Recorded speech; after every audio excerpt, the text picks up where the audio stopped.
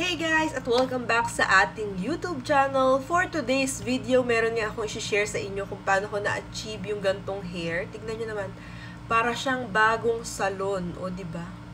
Ganyan kaganda yung aking hair ngayon. Para siyang bagong salon. So, ayun na nga. Without further ado, start na natin yung video.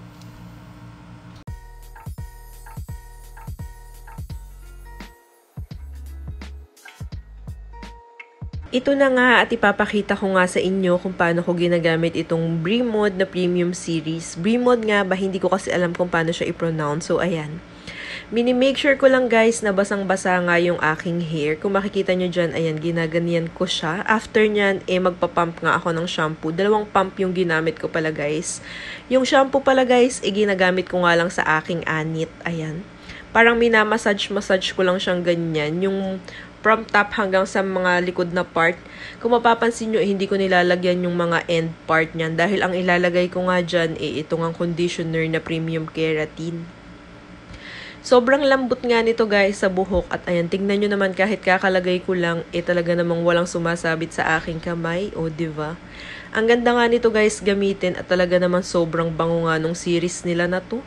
Mas nababanguhan pa nga ako dito kaysa dun sa una nating tinry na Bremod. At ang ganda niya talaga, ang lambot. So guys, kakatanggal ko nga lang ng aking towel sa aking hair. So ayan. And nag-ayos-ayos lang ako ng muka. So ayun, ang bango-bango guys nung kanilang shampoo. Grabe, sobrang bango as in. Nung ginaganyan ko siya kanina sa anit ko, nung nagbe-video tayo, naaamoy ko siya at sobrang bango talaga nung kanilang shampoo. And ayun, yung shampoo pala nila guys is sulfate-free. Ayan, nakalagay naman dito, sulfate-free and silicone-free. So ayun, kung gusto nyo bumalik yung mga natural natural oil nyo sa hair. Ayan, natural oil nyo sa hair. Gantong shampoo yung gamitin nyo, yung sulfate and silicone-free. So ayan, pero kung ano kayo guys, yung mga ma-oily talaga yung hair. Kasi may mga ganun talaga, diba? Yung ma-oily talaga yung hair nila. Huwag nyo na itong gamitin. Yung keratin conditioner na lang yung gamitin nyo. Kasi baka sumobra-sobra yung paglabas ng inyong hair oil. Pero yung nagandahan ako dito guys, kasi nung sinashampoo ko siya kanina, hindi naman naglugas yung hair ko. And eto, sa may kanilang keratin complex treatment naman, ayan.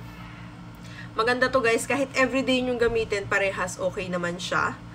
And ito ay Keratin Multi-Action Hair Care. So, ayan. Binababad ko to for 15 minutes pala sa aking ulo. Dito ko siya ginagamit, guys. Ayan, ang ingay ng mga tao sa bahay namin. No? Sorry kung naririnig nyo kasi tanghaling tapat. Di ko naman to pwedeng i-film mamaya dahil nga, naligo na ako. So, ayun. Ayan, ganyan siya, guys. Sobrang lambot niya. Itatry kong i-blower. Tignan natin kung maganda pa rin yung kalalabasan ng buhok ko kapag na-blower na. Pero, ayan siya. Tignan nyo, oh. Ang ganda niya, guys. Tsaka sobrang lambot. And ayun, same din sa conditioner nila na to. Hindi naman din naglugas yung aking hair. Ganito yung mga conditioner na gusto ko. Kasi guys, kapag meron talaga mga conditioner na ginagamit ko or hair treatment na ginagamit ko na kapag in-apply ko siya dito, ay grabe talaga. Or shampoo, kapag hindi ako hiyang, nagbabalako baka ako, alam nyo yun, nagkaka-dandruff. Pero dito hindi naman guys. Hindi naman ako nag-ano dito. Second time ko na pala itong ginamit. Nung dumating siya, ginamit ko na siya. And ngayong araw pa lang na to. Ngayon pa lang yung second time ko siyang ginamit. And i-update ko pa kayo hanggang sa maubos natin to. Pero ayan. Tinry ko kasi to guys nung pagdating. Kasi nga gusto ko malaman kung magkakaroon ako ng dandruff. Kasi may ganun akong ano guys eh. Kapag biglaan ako nagpapalit ng shampoo at hindi hiyang yung aking anit, nagkaka-dandruff nga siya. So ayun. Pero nung tinry ko naman to, hindi naman. At nung unang try ko nito guys, yung napansin ko hanggang kinabukasan. So ayun, hindi kasi ako naliligo everyday ng buhok. Alam nyo naman na yun, na hindi ako everyday naliligo ng buhok. So hanggang kinabukasan talagang mabango. Alam nyo ba, sabi nga nung nanay ko, kasi tinry din niya, amoy daw niyog yung kanyang buhok. Ayan, nababanguhan siya dito kasi pinapatry ko din sa kanya at pinapagamit ko nga rin sa kanya to. Sabi ko sa kanya, try nga niyang gamitin at nagandahan din naman siya. So ayun. And kung marerecommend ko to, sa ngayon na pangalawang gamit ko palang marerecommend ko sa inyo. Pero antayin nyo guys, pag naubos na natin, tignan natin kung hanggang sa pagkaubos niya, maganda pa rin siya sa hair ko at talagang hiyang pa rin siya sa aking hair. So ayun, i-blower ko muna, papakita ko sa inyo yung finish niya kapag na-blower ko na. Kung maganda ba talaga. Eto na nga guys yung part kung saan binoblower ko na nga siya. I-mute na lang natin dahil nga maingay yung blower at talaga naman baka marindi yung mga tenga nyo. Pero ayan, yung gamit ko nga palang blower na to is sa TikTok ko nga lang din nakita. At sobrang ganda niyang gamitin guys sa buhok. Di nyo na rin need ng plancha. Hindi nga rin pala ako nagpa-plancha ng buhok dahil mas malakas nga makasira yung plancha. Kaya blower lang. At ngayon ko nga lang ulit binlower yung buhok ko para lang maipakita ko nga sa inyo kung ano yung resulta niya kapag natuyo nga siya agad. At pagkatapos niyan, ito na yung result.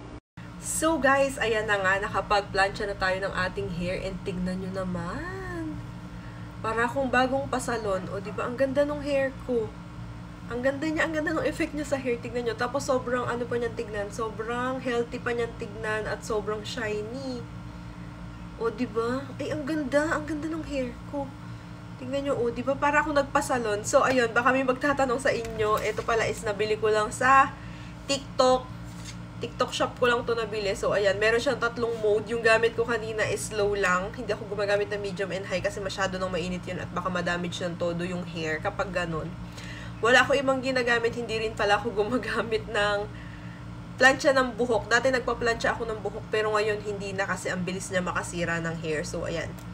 Ito lang yung aking ginagamit, guys. Tapos madalang pa akong gumamit nito. Madalas talaga air dry lang. Pinakita ko lang sa inyo ngayon. So, ayan. So, ayan. Kung gusto nyo nga, guys, ilalagay ko nga yung link ng kanilang shop sa Shopee and sa TikTok para makabili din kayo. Dahil, guys, tignan nyo.